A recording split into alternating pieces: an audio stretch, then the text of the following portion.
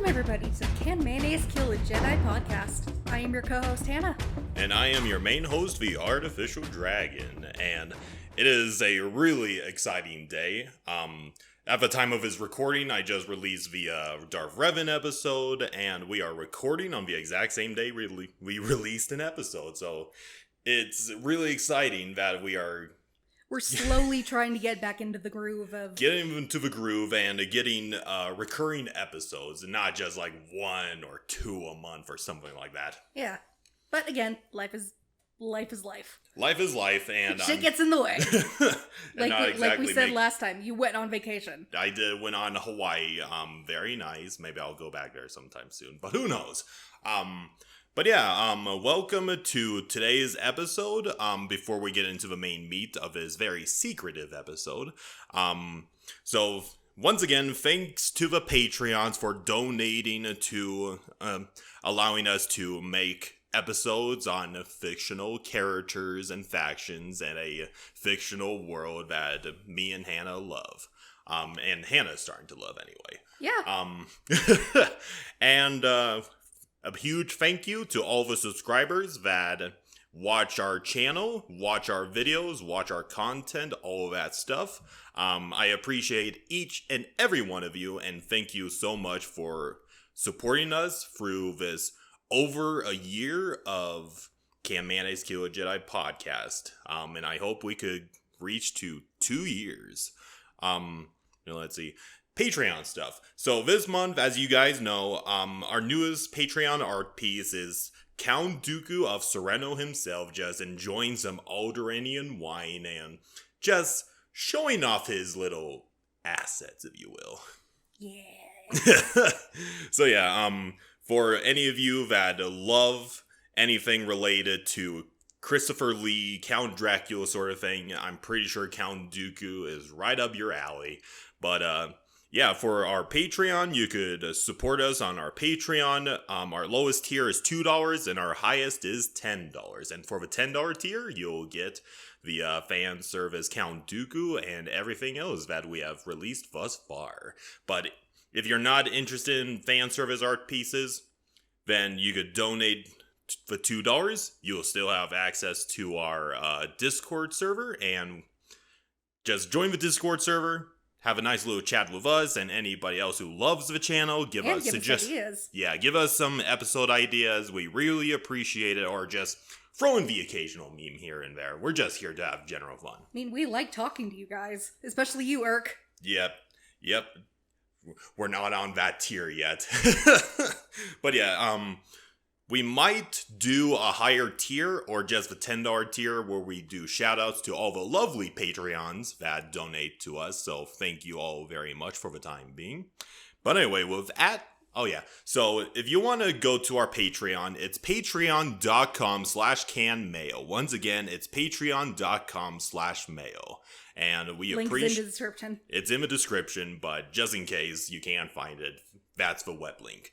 But anyway, so Hannah, you know very, very well what today's episode is going to be about. Oh yes, we are talking about the Chiss. The Chiss, the lovely blue-skinned, red-eyed humanoid races of Star Wars. Not the Duros. Not the Duros, unfortunately. That's another blue-skinned race we'll have to dive into one of these days.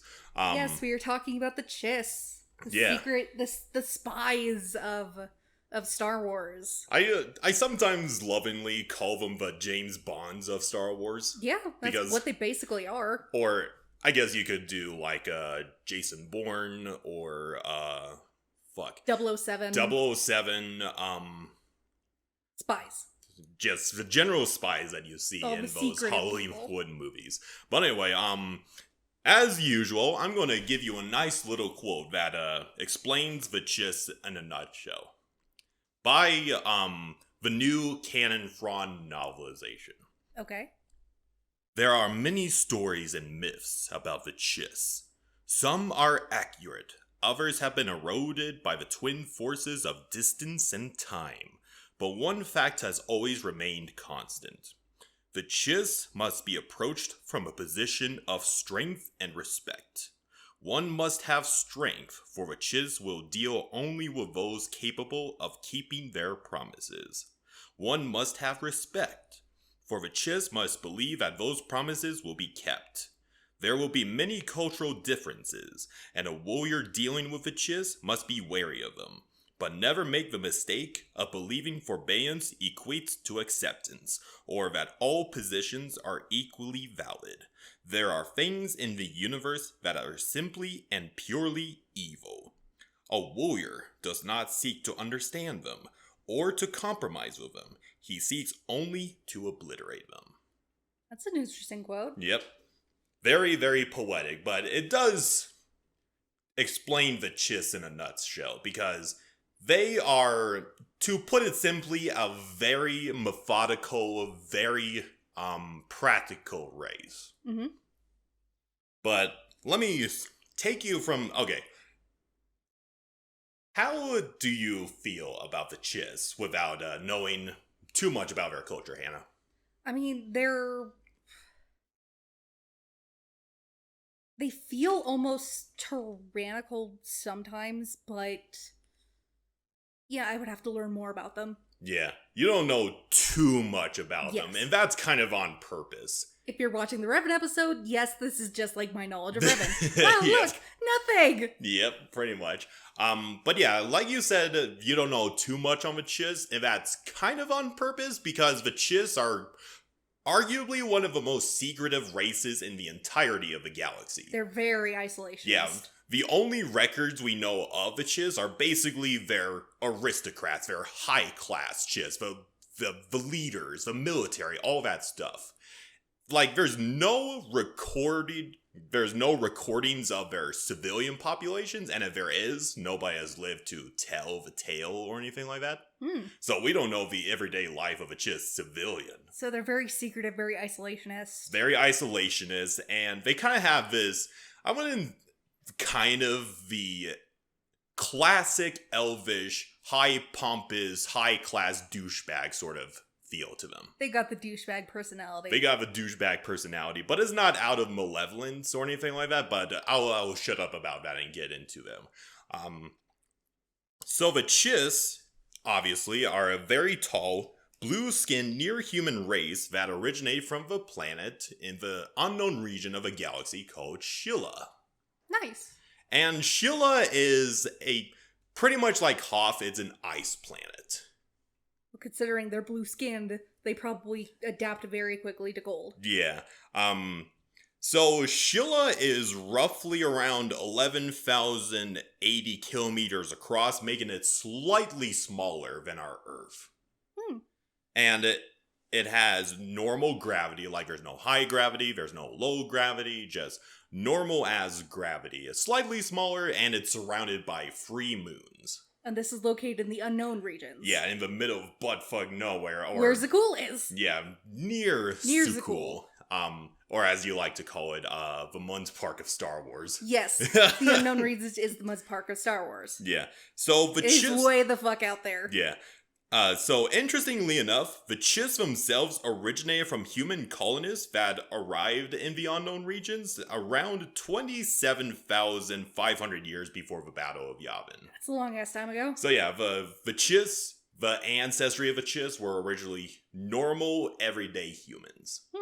And the reason why they were out in the unknown regions in the first place was because back in the day, humans didn't have normal space travel or hyperspace.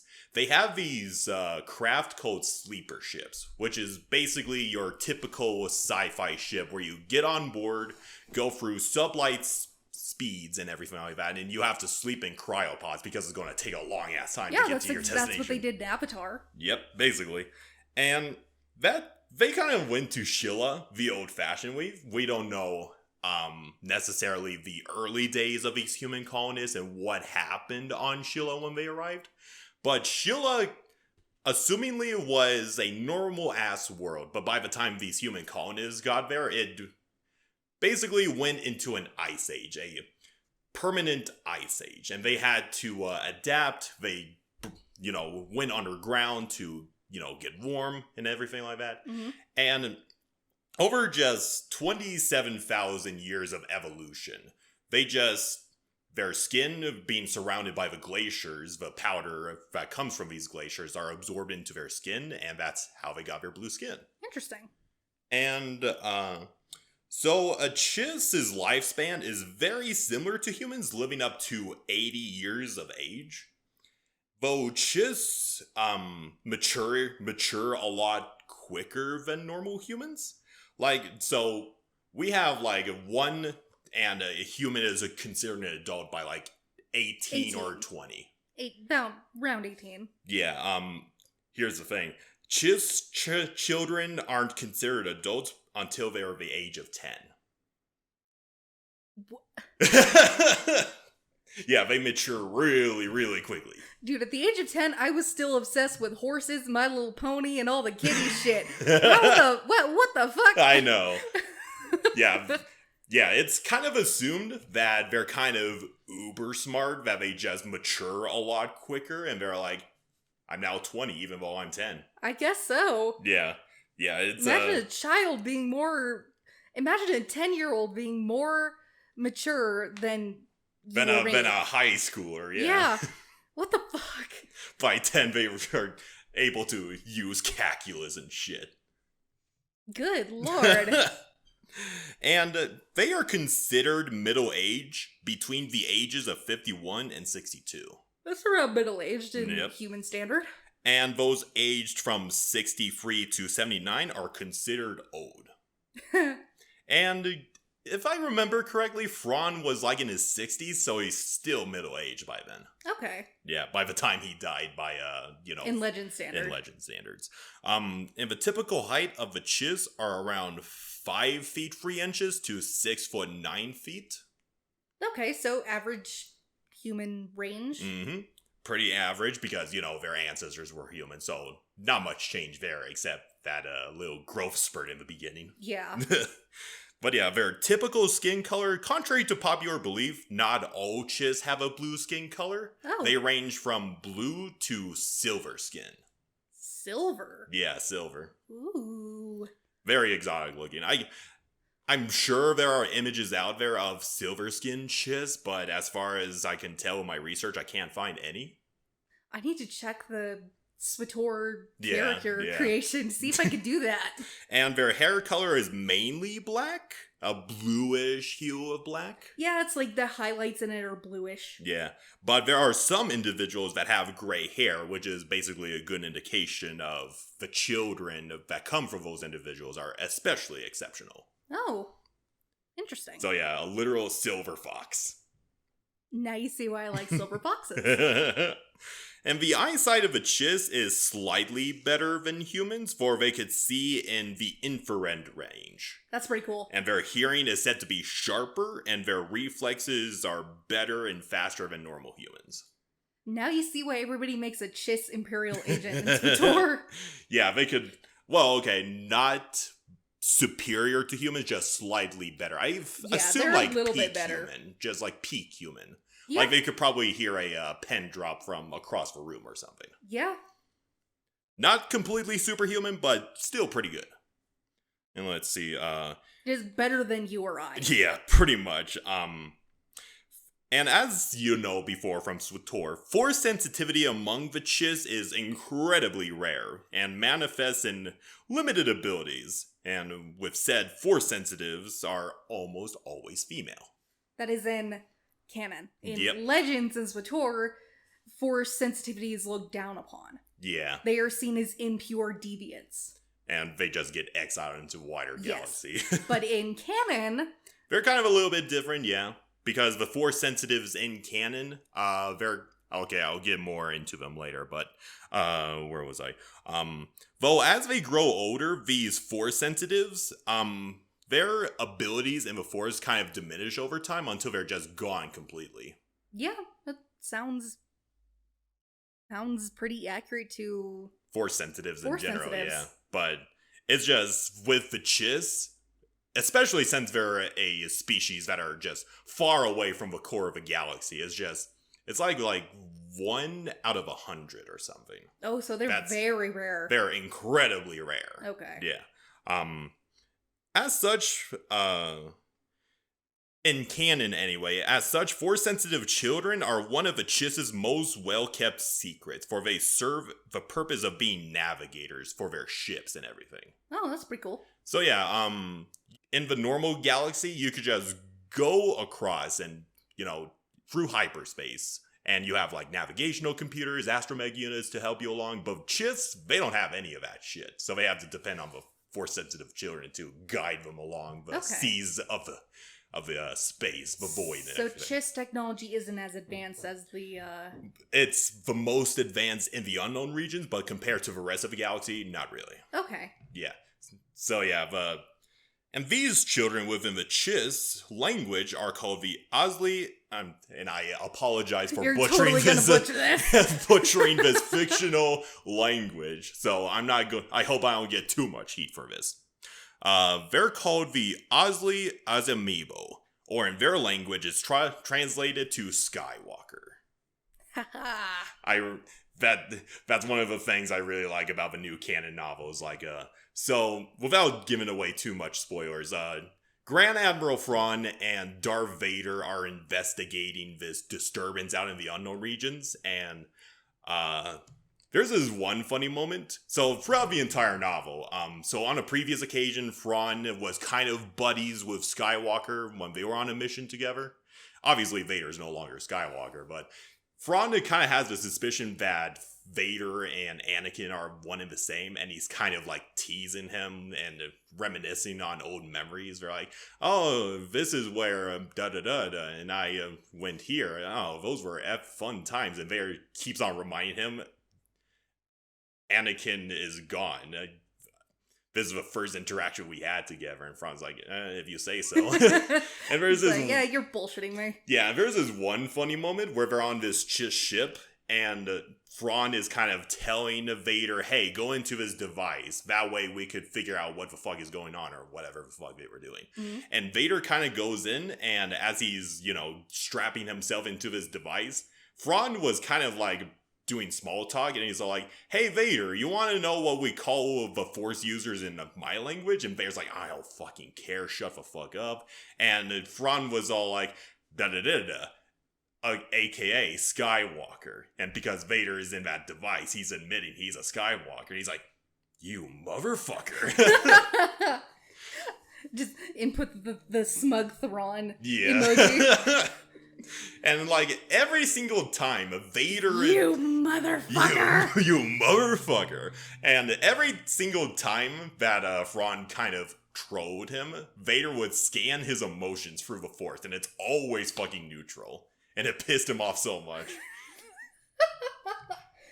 Thrawn is one of those people that could tell a knock-knock joke with a straight face. He could tell a knock-knock joke with a straight face. He could probably tell any joke stone cold. Yeah, he's like, "Knock-knock." Does he even laugh? I don't think so. I mean, he has a sense of humor because, he's trolling the fuck out of Vader, but I don't think he's ever laughed. As far as I know, anyway. I mean, we definitely see him in canon, at least, get pissed off. Oh yeah, absolutely. We see him get mad, but we never see him laugh. Yeah, when that fucking guy, that Imperial guy was all like, "We should smash that Calicorian," he's like, "You son of a bitch, what did you just say?" Thrawn is awesome sometimes. Yes, he is. He is one of a few things that I appreciate Disney reintroducing into canon. Yes. He is fucking awesome. Thank you, Disney overlords. Looking forward to how he's portrayed in the Ahsoka TV show. Anyway, semantics. But yes, Skywalkers. The Skywalkers. So in Chiss society, their perspective on the Force, they call the Force the Sight. Okay. And is that where you got the inspiration? Yeah. Context needed, but we're not divulging. Yeah. So it manifests in several ways, like with precognition, it's called third sight. Telepathy is second sight. And I assume like first sight is like telekinesis and shit. Probably. Yeah. However, there have been cases of Force-sensitive Chiss in the larger Star Wars galaxy keeping their Force abilities as they grow older, probably because they're, learning more about the Force from the Jedi and whatever. Probably. Yeah. So that's enough about their homeworld and their biology. Let's talk a little bit about their culture, the most complex thing about the Chiss.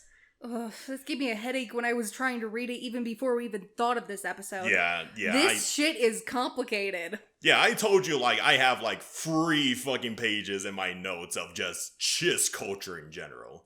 Strap yourselves in, everybody. Yeah, just like with a Revan episode, pack a lunch, because we're going not completely in depth. There are some details that I'm probably going to leave out, because I don't have the time or the mental capacity to explain it. But I'm going to do my fucking best. But be prepared with a lunch and plenty of coffee. I know I will. So the Chiss, as I mentioned at the beginning of the episode, are arguably one of the most secretive societies in all of the Star Wars galaxy. Like, we don't know shit about their civilian lives. The only information we get is, like, from their higher class. They're aristocrats, they're military, that sort of shit. So, the things I'm going to share with you are from those guys. Yeah. Because that's all we know. Yep. Their military and... Okay. Their society is highly structured and made up of several ruling families. They're called the aristocrata, otherwise called the ruling circle. And I think I mentioned this in a Thrawn episode, but there could be, like, multiple ruling families from, like, 12 to the smallest being 3 at a time, I believe. Yeah. And in the current timeline of Star Wars, like, you know, original, sequel, Canon. there are, like, 5 ruling families and everything. Okay. They aren't necessarily a biological family. They are essentially different branches of the Ascendancy. By the way, the name of their government is the Chiss Ascendancy, if that's not clear enough. Their logo is really cool, though. I gotta send that through the chat real quickly. There we go. It kind of looks like, you know those globes that contains plasma and everything? Oh yeah, I was just about to say, the plasma globe. Yeah, it reminds me of that. It looks really cool. It's interesting. Yeah. But anyway, enough about their aesthetics and everything. Where was I? So, each family isn't a biological family per se. Think of them more like houses. Yeah, like noble houses. Noble houses, yeah. And each of them are qualified as different branches of not military, branches of a government, like the military, finances, that sort of thing. Like each family controls one of the thing. Yeah, like, for example, House Chespella are responsible for colonial affairs, agriculture, and distribution of natural resources. Okay. And the most famous one, House Neredu, which is the one that Thrawn was a part of, is the one that's responsible for foreign policy and military affairs. So this is like the military branch and everything. No wonder he fit right in. Yep. And it's kind of the interesting thing. Each house, they're not exactly easy to get into unless you're born into it. For the Neredu house, since it's basically the military, any Chiss can join it. No. Okay. So, in a way, that kind of makes a lot more sense. Yeah, that's how Thrawn was able to get from becoming a commoner to a member of a noble house. Yeah, that's cool. Yeah, it's very cool. Let's see. So, every Chiss claimed affiliation with a family determined by both tradition and place of birth, though there are different types of ranking within a house, depending on the position for the individual. For example, there's the Merit Adoptive, which is a Chiss that originates from a lesser family that becomes a part of that ruling family by... Example, Thrawn. Yeah, by adoption based on their own skills or merits. The Trial-born are the Chiss that are part of the military, but have the opportunity to return to their families if they so choose. So, think of like a enlisted soldier or something like that. Okay. Then above the Trial-born... Okay, so... Though when a Trial-born proves themselves further by reaching, more merits and proving themselves further, they go to the next rank, which is called the ranking distant, which ensures that the bloodline of that particular Chiss is incorporated into the ruling family. Oh, that's cool. So yeah, if you prove yourself, then you become a permanent fixture of that ruling house. Nice. Yeah, it's very intricate and kind of simple to explain now that I'm saying it out loud. It seemed a lot more complex when I was doing things in my head. It sounds a lot more complex. It is, but there's probably more in depth on that, but based on my research that I was reading and typing out, it makes a lot more sense. Yeah, just a bit. Yeah. Let's see. And then below the ruling families, there is the Syndicare, which serves as the legislative and executive body of the Ascendancy. Mm-hmm. And then below those guys are the Chiss military, which consists of both the Chiss Defense Force and the Chiss Expansionary Defense Fleet. And then, I already told about the houses. And then below those guys are the Parliament. Okay. So they kind of have... It's a very big government. It is a fairly big government. And the Parliament is made up of representatives from each 28 Chiss colony world. Okay. So yeah, if it isn't clear enough already, the Chiss are minuscule compared to every other culture in the entirety of the galaxy. Oh, yeah. Like 28 worlds compared to the millions of worlds that the Republic has. And that's just take Shali. Yep. They have a culture of their own, not just the widespread culture of the said galaxy. Yep.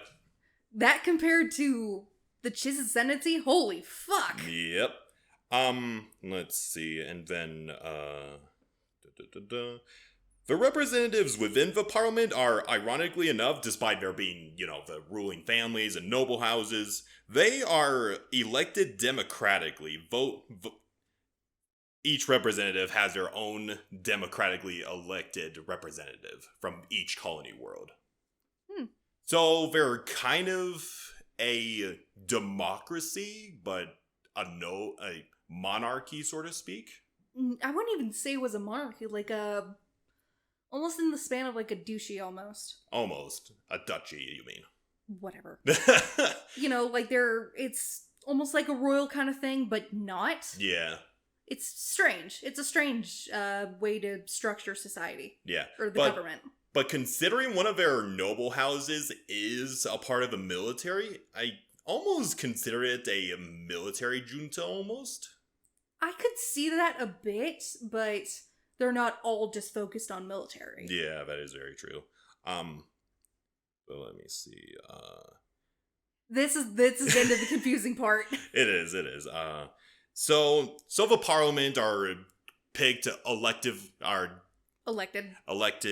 democratically, while the cabinet, which are like the representatives or anything like that, are selected by the ruling families, and the cabinet are ultimately the ones who take the votes, and they give a go-ahead if this bill goes through or not. So it's like our Congress. A little bit, yeah. Just a little bit, but with the Chiss, who are secretive douchebags. Jesus, commoners must be the lowest on the low. Yeah, we don't know too, as I mentioned multiple times, yeah. I wish we knew more. But that's the thing with the Chiss, they don't want us to know more about their society. God damn it. But anyway, and the Chiss military is a serious and disciplined, while almost operating at a cautious and methodical capacity. They're I believe, the strongest force militarily in the unknown region, but again, compared to the rest of the galaxy, they're minuscule, and they just stay within their own borders. I mean, compared to Zakul. Yep. Yeah, they're tiny. That being said, throughout their entire history, the Chiss have never engaged in open warfare. Smart. As they, prefer subterfuge and sabotage than open warfare and everything, because they are much more practical than the Sith, who are we need to kill everybody, die, die, die. Yeah, it's more manipulation, working behind the scenes and everything. Though, even though they haven't exactly engaged in open warfare, if somebody as so much as attack their borders, then they will go all out to ensure that they are destroyed. Yes, we explained that in the Thrawn episode. Yep, exactly. So the Chiss as a race are as I mentioned multiple times, are viewed as a secretive, ignorant, and calculative race. And this mostly stems from the galaxy knowing their most famous member, which is Thrawn. There are other members. Yep. We won't mention them. Don't worry, near the end of the episode. But even by Chiss standards, Thrawn is basically the exception. Not all of them have the IQ of 500 or something like that. Yeah. But they are pretty smart. They're very smart. Yeah. Like I mentioned before, a Chiss kind of has to go through a lot of education and they reach maturity by 10, so that's pretty goddamn impressive. They're already geniuses by 10. Yeah. Duh. Let's see. As with any races, the Chiss have a large amount of varying personalities. That's hard to believe. Yeah, but they all share the common trait of being highly educated and cautious with everything. Whenever they interact with an outsider, they are seen as calm and very polite. Just like, I wouldn't say your average Brit, but any noble. Any decent fucking person. Any decent fucking person. There we go. They kind of, due to their polite and very arrogant personality, they kind of radiate this aura of respect and fear. Like, you don't know what's going on in the mind of a Chiss. They're just a brick wall. Like, what the fuck is he thinking? Is he looking to murder me? Is he actually wanting to be my friend? What the fuck is going on in his head? Though, due to the harsh conditions of Shilla, the Chiss are encouraged to be self-reliant and are characterized by outsiders to be just as cold as their homeworld. Okay. Yeah, so... sounds like it. Yeah, well, this can be also due to the fact that the Chiss value their privacy, which is how their society has been a huge unknown to the entire galaxy for so long. I could see it being, like, if you're open and warm to someone, that invites them to be more invasive. So Yeah. I could see how any outsider would be regarded as, kept at arm's length. Yeah. Maybe even more than that. I picture each Chiss to be like one of those YouTubers that never shows their face at all. Yeah, I could see that. Yeah, they're just all like, okay, you know my personality, but you don't know the real me, that sort of thing. Yeah. Like, I appreciate my privacy. I don't want everybody putting their nose in my everyday life, that sort of thing. Let's see. Each Chiss is a highly disciplined individual who sees self-control and prosperity as a valued character trait, while seeing concepts like passion with disdain, as such energy could be put into something else much more practical. Do they not have passion for fighting? No, they approach it with a very calm and collective mentality, so to speak. They have a very utilitarian approach with life. Like, okay, eat. I don't have any need for luxurious foods. I don't need... Well, okay, with the exception of the nobles, because they're high and toity, but they have a very... having ADHD in Chiss society. Oh god, that would fucking suck. Like, I could imagine the average sex life of a Chiss being very casual, like, okay, we got a child now. I could see it... Whoa, Jesus. Oh, good lord. Yeah, the only thing a Chiss would ever care about in life is their position. Because, like with Grand Admiral Thrawn, he's more likely to respond to Grand Admiral than his actual name. Wow. Yeah. So it's like not even personal relations even matter to them. It's not like the Chiss don't care about personal relationships. I think Thrawn is pretty close with his brother, who's a diplomat, so to speak. Okay. Like, okay, that Van Diesel meme of you gotta be there for family. They obviously care about their noble houses. They care about their everyday people, that sort of thing. They don't show it outwardly. They're like that fucking anime meme with a girl who... the Tsundere, I think it's called. Tsundere, where outward they're very cold, but deep down they are really sweet. Okay. Just a little bit, but not every Chiss is like that, but they commonly just don't show their emotions, because when you're spies, you gotta be pretty good at hiding your emotions. Oh, yeah.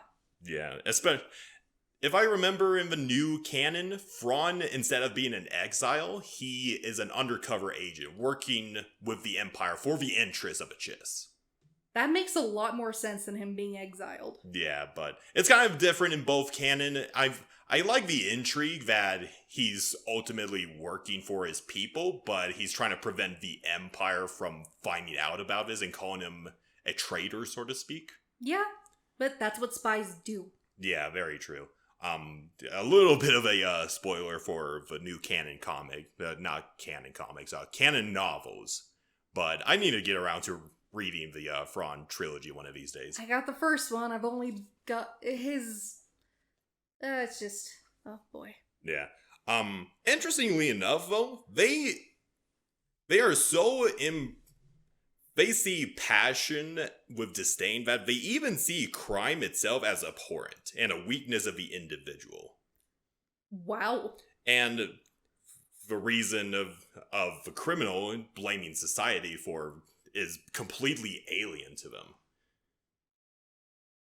Wow. Because it's more like, oh, you're compared to our society, holy shit, Chiss stand out like they, I want to say alien, but obviously they are alien, but this is like, this is very alien, the word alien. Mm-hmm. This is alien. This is not normal person by our standards. Yeah, so like for a Chiss, if one of our citizens commits crime, they see that as a fault of the individual, not the fault of the system that caused them to do a crime. Only our system was like the Chiss. If only, yeah. Justice in Chiss society is delivered with little to no compassion. Yeah. They're very utilitarian like that. Though they do not believe in capital punishment, viewing it as irrational and emotionally driven. Okay. Instead, their greatest punishment for any wrongdoers, exile. Steal a piece of candy, you're exiled. Pretty much. Each Chiss within their society is expected to put in as much as they give. So, like, each citizen, from the highest of noble houses to the lowest civilian, you get what you put in. Makes not sense. to, take advantage of the system. Stuff like that. There are many real-life examples I could Oh, say, but yeah, I'm not totally. going to dive into that. No. But compared to our society, that's gotta be like a, I wouldn't exactly say utopia, but better, so to speak. A bit. Yeah.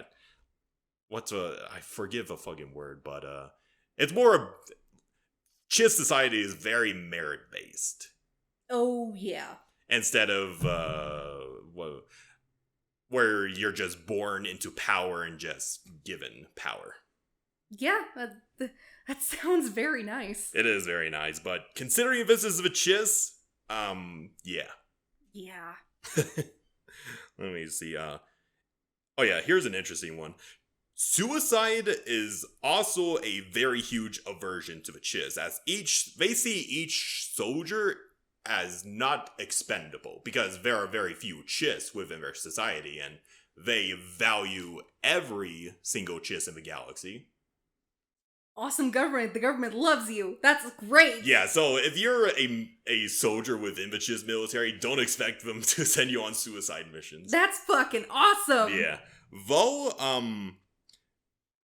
it's also kind of interesting because even though suicide is kind of seen as a huge taboo, nothing's stopping a Chiss from willingly sacrificing themselves as it results in, saving the Chiss ascendancy. So heroic sacrifice is fine.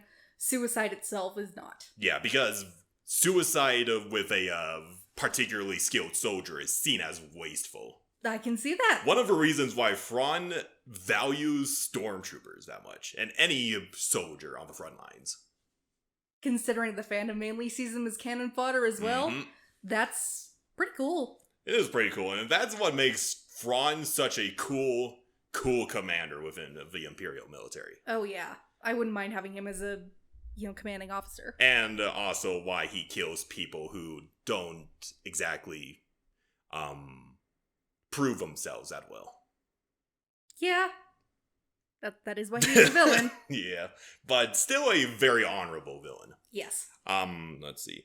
While the Chiss radiate this aura of calm, they still retain a high amount of xenophobia, which is, left over from their ancestors who have to depend on themselves and, live in such a harsh environment on Shilla. Yep.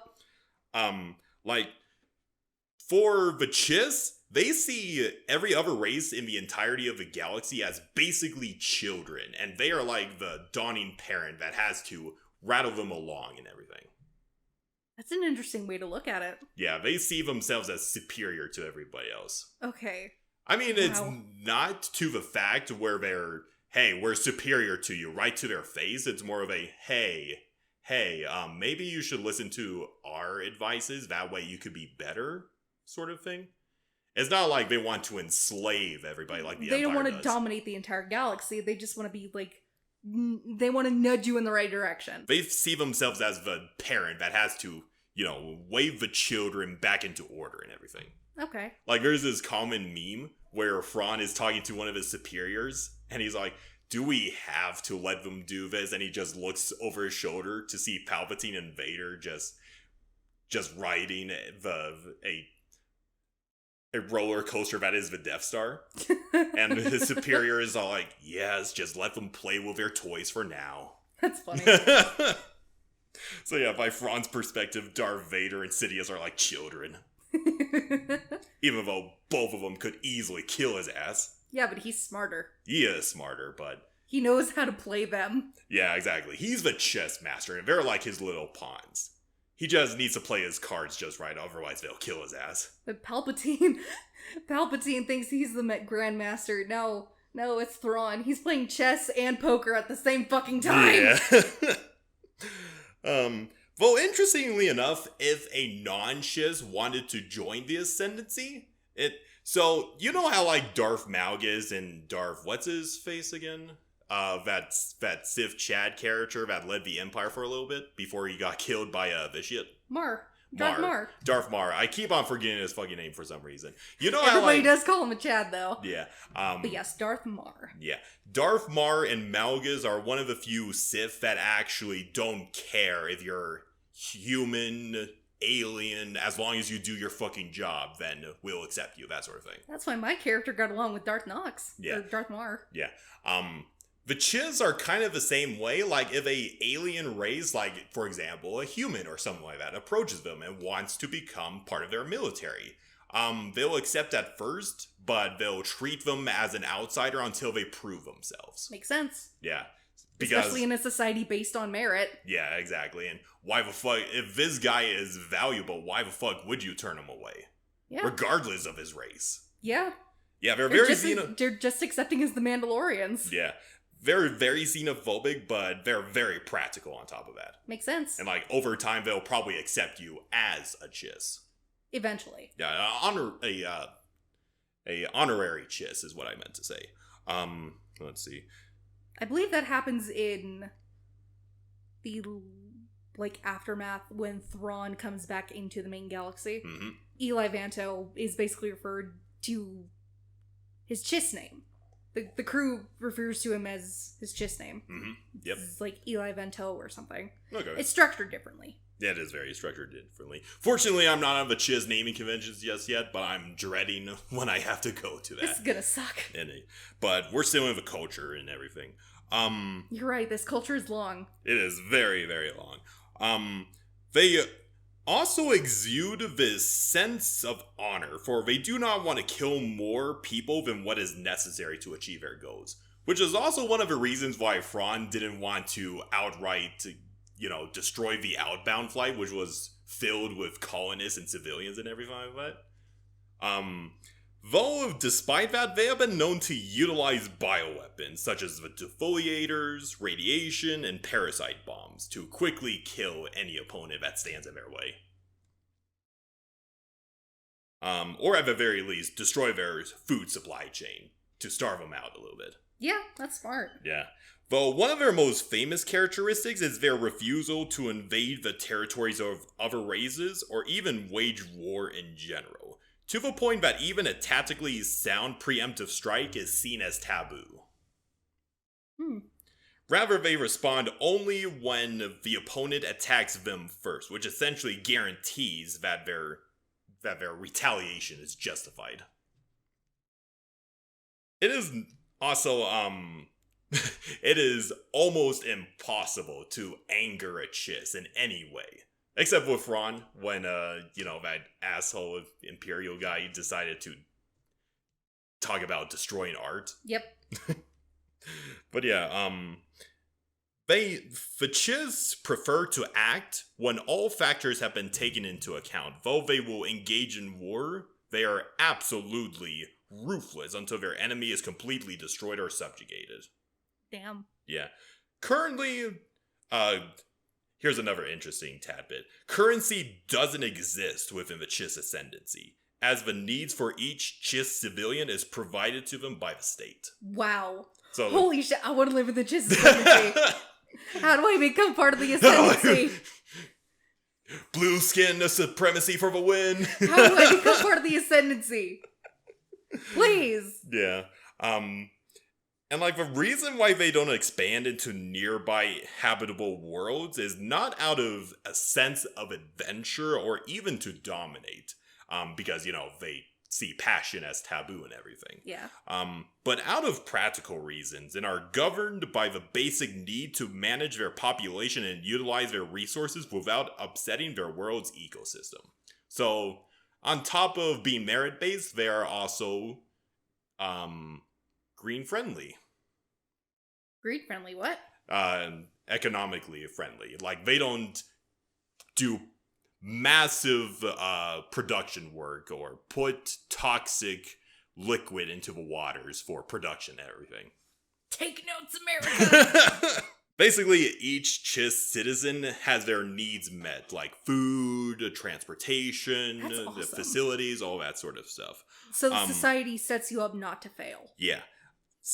It's just that if you want to put in as much as you can give, then you get to climb up the ranks and everything. Yeah, but everything is provided for you, so you can do that. Yeah. Mental health there must be great. Fuck, healthcare must be pretty good down there. It's like the Canada of space. Holy shit. I want to join the Chiss ascendancy. Please. If only we knew more about its civilian population, though. I know, right? Yeah. Let's see. Though it is also theorized that across the 28 worlds within the Chiss space, their population is nearly 5 trillion.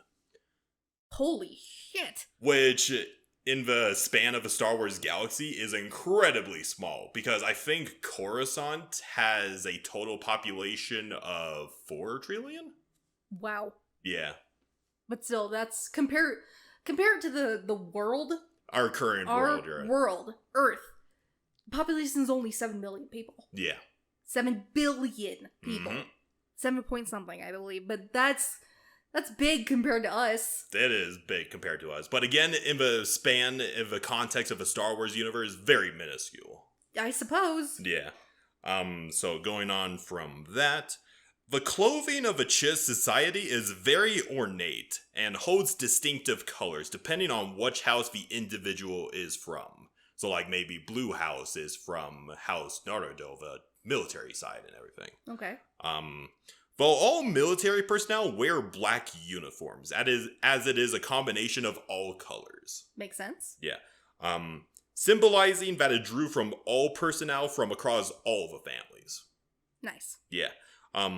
Chiss that serve in the military for a long period of time often wear red piping on their black uniform to embody the race's representation of a red flame. The ideal state of perfection. The red flame represents cunning, courage, discipline, and a state of preparedness. Ooh, that's cool. Yeah, and higher ranked Chiss have like pure white uniforms because they've been around for so long. Yeah. Yeah. Now we go into the Chiss language. Oh, fuck. Wish us luck. Yeah. The language of the Chiss is called, I'm gonna absolutely butcher this. Shuna? Shena? Whatever. It's spelled Cheunh. I believe it's called China. Shuna, yeah. So China is We're described... both going to butcher these pronunciations. Yeah, absolutely. We're sorry. Absolutely. China is described as a dense and difficult synthetic language to master, as complicated ideas were expressed by uniting unrelated words into larger words. Oh, Jesus. Yeah, it is their language is as complex as their culture. Mandawa is easier to learn. Yeah. Klingon is easier to learn. Yeah. The written script of Shuna didn't have an alphabet, but instead ideograms that represent concepts and complex ideas. They were expressed by combining similar ideograms. Think of ancient Egypt. Okay, like hieroglyphics. Yeah, exactly that. Okay. So at least that is a little bit easier to understand, but as I said, not much. Not by a little much. bit. So yeah, this is where I attempt to speak their language and translate it for you. Good luck. So one example is Krajstete, which is commander, Poskapferian, fishing boat, Sko Okieta, doctor, and Katosh, which is a curse word. It's probably Kata. China for fuck. Yeah, Kata. Most races other than the Chiss saw it as overtly complex, obviously. No shit. While the Chiss saw it as practical and simple. Of course they did. Though some phrases in Shuna are highly idiomatic, such as, I'm going to butcher this one, Prajagdidav Melktian Tio, translating to fair-haired, implying that something about the person was non-Chiss and thus barbarous. Oh, wow. Yeah, so, those words, you're not a Chiss. Oh boy, here we go to the Chiss naming conventions. Oh boy. So, it's not overly complex, it's just different parts of their society combined into their names. So the Chiss naming conventions basically mix their family name, their personal name, and their occupation, clan, or second family name. Like, for example, Fran's Chiss name is Mif Ra Neredu, as he comes from the house Mif, and has an occupation within the military which counts as his family name, or House Neredu, and Ra is just his personal name. Okay.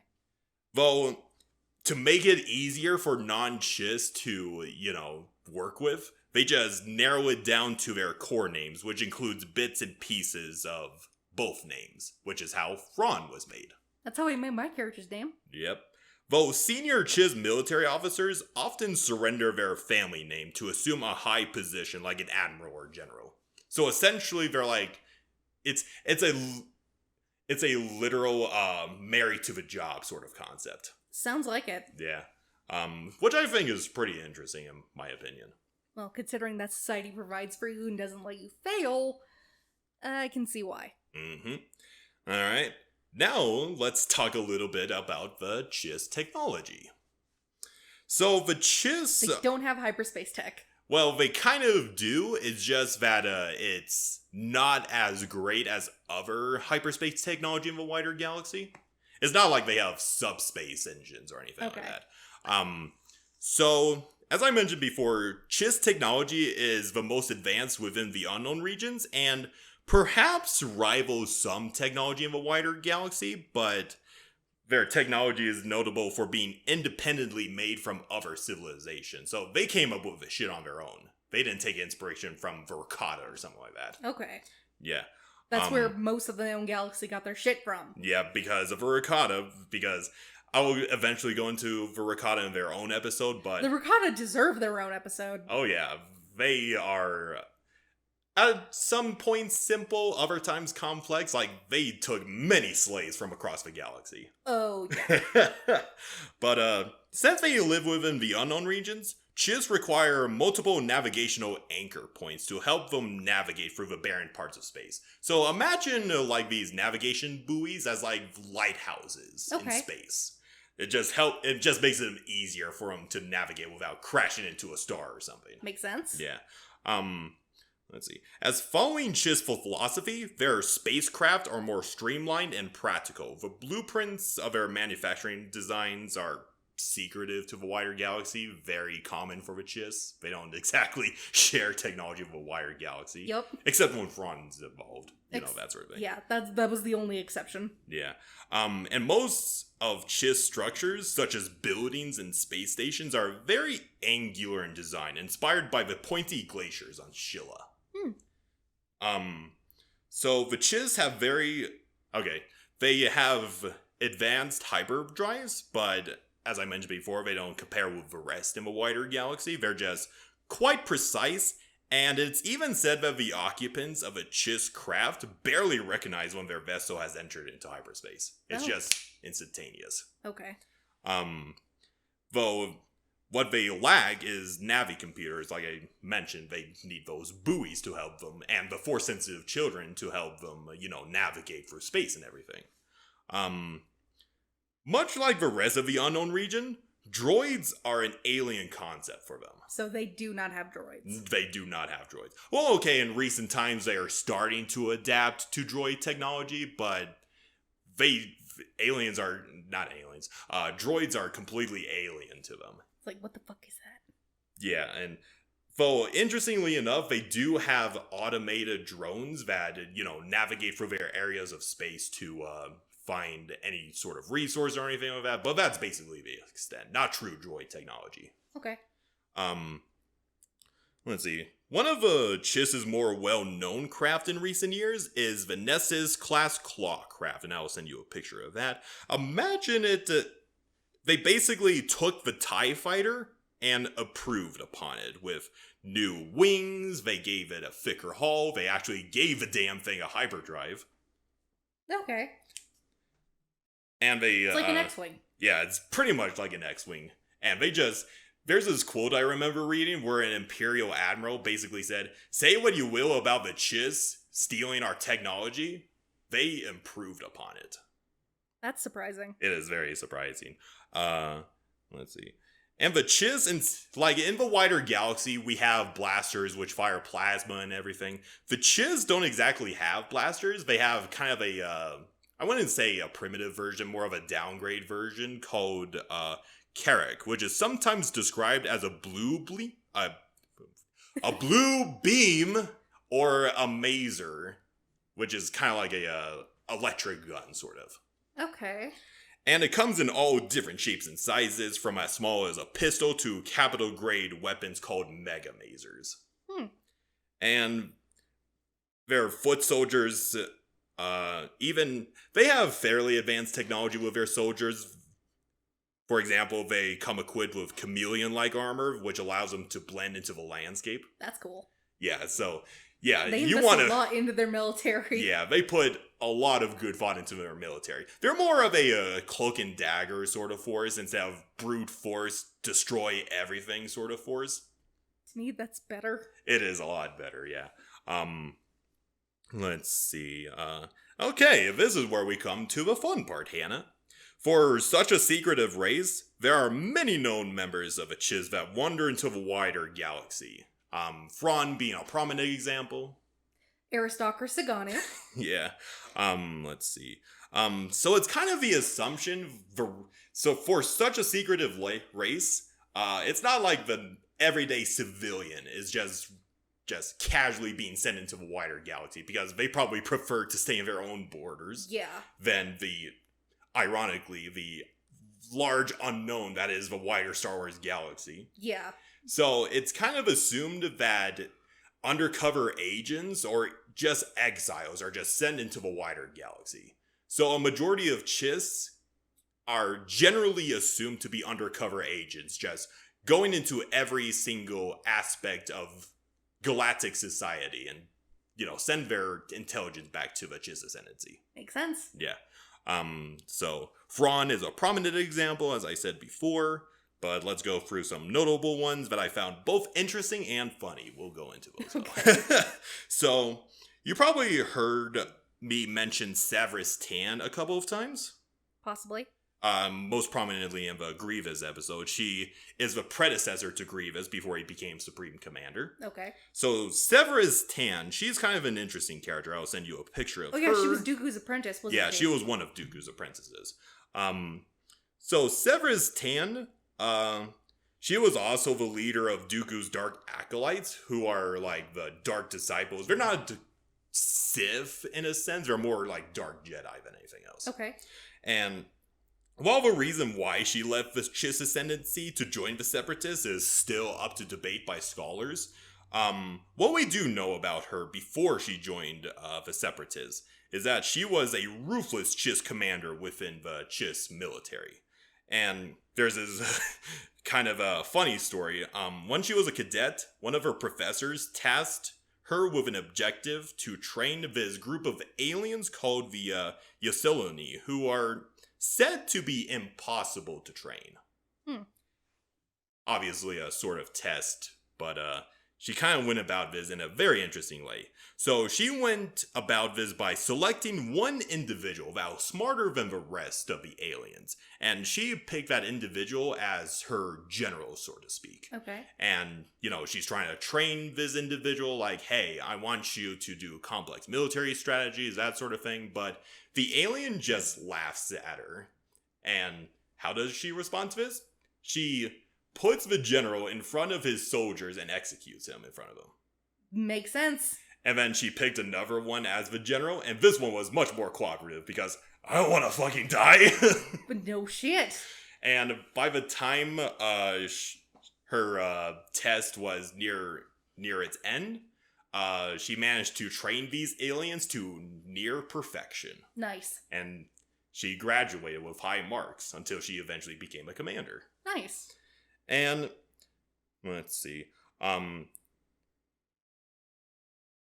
Severus Tan was also interestingly present during the Battle of Geonosis itself. And she was kind of responsible for clearing the way for Count Dooku's escape from the Republic and everything. Mm-hmm. And it's kind of like you generally like so that chase scene where Dooku's on his little bike and he's being chased by a gunship? Yeah.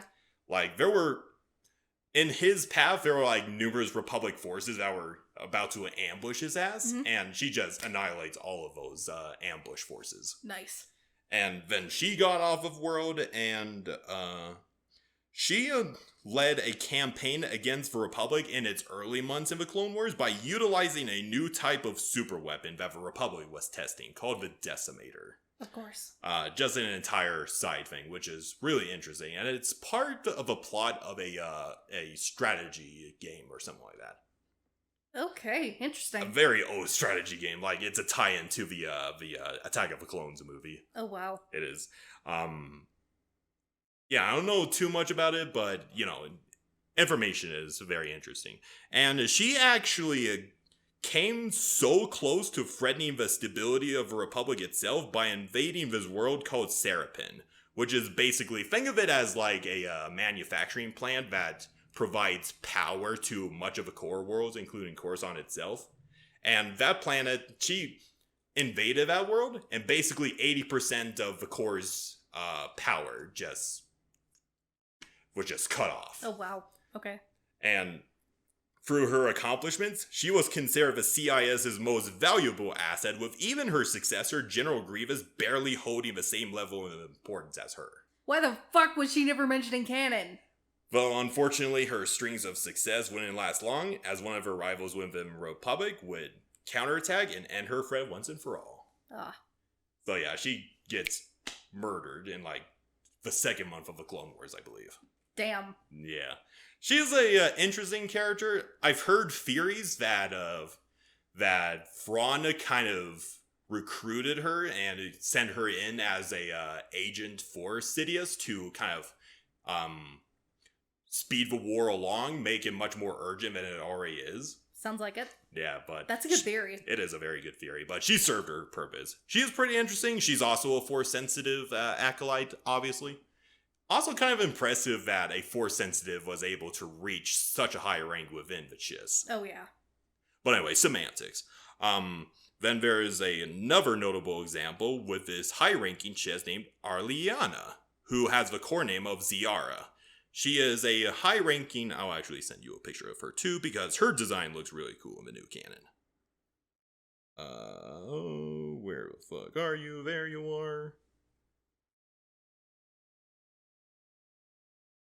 Yeah, she's probably like one of Fran's closest friends.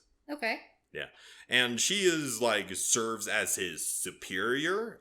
She's a high, as I mentioned before, she's a high-ranking admiral within the expansionary defense force. And like most Chiss, she saw her race as the only worthy species in the galaxy, seeing all of her races as beneath them. But after a chance encounter with another unknown region's species, she began to see other non-Chiss she started to humanize them more. She no longer saw them as animals. Okay. So kind of a not too much on her, but I think she's a neat little addition. Yeah. Then there's Baraduc. He's kind of a minor Chiss, but kind of a semi-interesting one because he's so un-Chiss-like. So Baraduc serves as a bartender. Okay. So I send you a picture of him. Barataga is a Chiss bartender working out of Barak's bar on Nar Shaddaa, which, as you recall from SWTOR, is like the moon of Nar Shaddaa. Yep. Now Hutta, not Nar Shaddaa. Yeah, What am I Nar thinking? Shaddaa is the moon of Hutta. Yeah, and he picked up a nickname of Red Eyes for obviously his red eyes. No shit. And imagine him as like your stereotypical foreigner. He's still struggling to understand and speak basic, and very un-Chiss-like. He's kind of a coward. Wow. Yeah, like, there's this Jedi Knight named Kyle Katarn who came to him for information, and he ordered a couple of thugs to take down the Jedi Knight, easily deals with him, and at Saber Point, he's like, okay, I'll give you the information you need, just don't kill me. Very un-Chiss-like. Oh, yeah. But it's, considering this is the Chiss we're talking about, it's probably an act. I don't know, but I wouldn't put it past the Chiss. I wouldn't, but it's pretty interesting to think he about. looks relatively middle-aged, so yeah. What was his name again? His name is, where was it? Baradak. Baldarek. Just a quick interjection here. Our D&D group came earlier than expected, near the end of this recording, but yeah, our former co-host Kit is here now. Wait a minute, I can join in. I'm a fucking Fuck this shit, I'm back. Suck bitches, I'm fucking back. I'm an ex-co-host. Anyway, where the fuck was I? Okay, Chiss characters. Oh yeah, we're talking about blue people? Blue skin babes? She thick?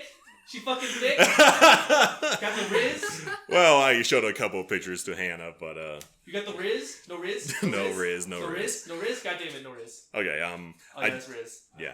Okay. I do appreciate you wanted to join in, but don't worry, it won't take long, kid. Okay, go ahead. Okay. So, and another interesting Chiss character is this mercenary named by the simple name of Spiker. Okay. I'll send you a picture of him, but he's like the edgiest looking fucking Chiss I've ever seen in my goddamn life. He's got this guy literally looks like he goes to Hot Topic. Oh, Jesus. He looks like Nightcrawler if Nightcrawler had a bad cyberpunk day. He looks like a crackhead Lobo. Yep, he does. Anyway, so Spiker is, as I mentioned before, he's a Chiss mercenary. He's a member of his swoop by gang, and he secretly works for Jabba the Hutt. His heritage is a mystery even to himself, but ironically enough, he is employed by Jabba as a spy to keep tabs on the swoop bike that he's a part of. He earned his nickname from the spiked armor, as you can obviously see from the pictures. He gives off his aura of his dim-witted thug, and his bike gang believe that he may have a learning disability of some kind, or he simply hit his head too hard. But as with all Chiss, it's basically an act. He's just pretending to be this dim-witted thug. He's a damn good actor then. He's still got the motherfucking hair and spiky armor, though. He literally goes to Hot Topic. Are we doing this thing with the blue skin tier characters? Yeah, the blue skin, an entire race of smart blue skins. Basically. Yeah.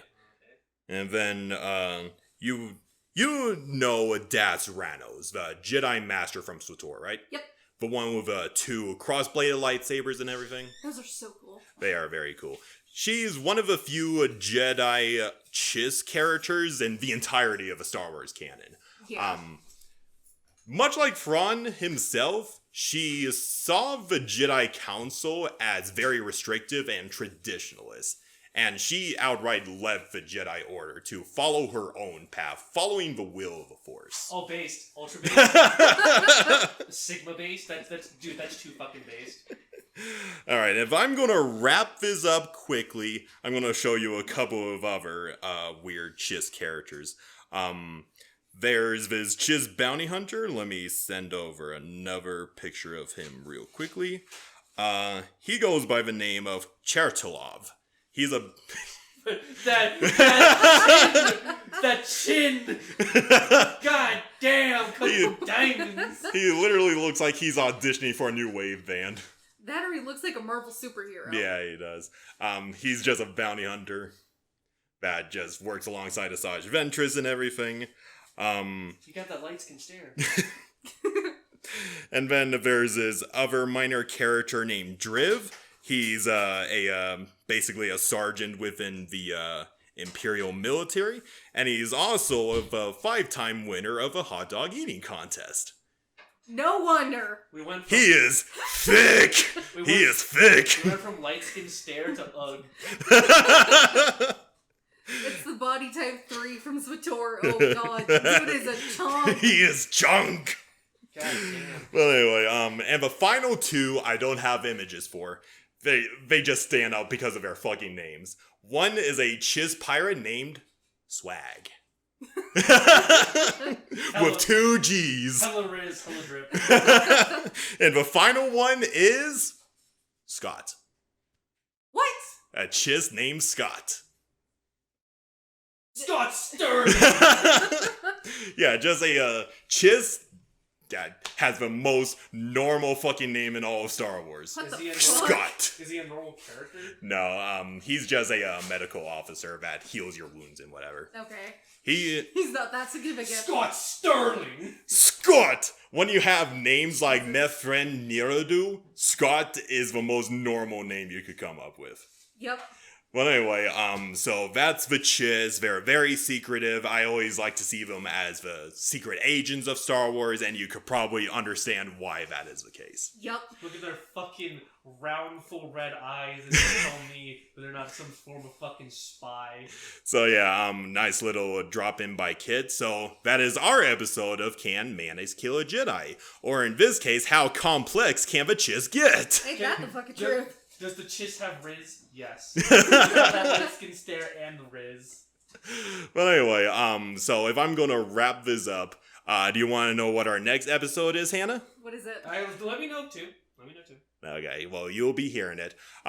So for the longest time, we have been focusing on nothing but antagonist and villainous characters. So Because the antagonists are cool. yeah, they are very cool. But it is time to even it out. For our next episode, we will be diving into a very popular protagonist character, and that is Master Plo Koon. Oh fuck! I'll join for this one. I'll join for this one. All right. I'll join for this one. So yeah, nice little cameo by Kit. Glad to have you back for a little bit. I'll Crab Daddy. Yeah. Crab Daddy. Well, anyway, may the force be with you. Have a good rest of your day. Bye! Bye-bye. I usually don't join for episodes, but I'll join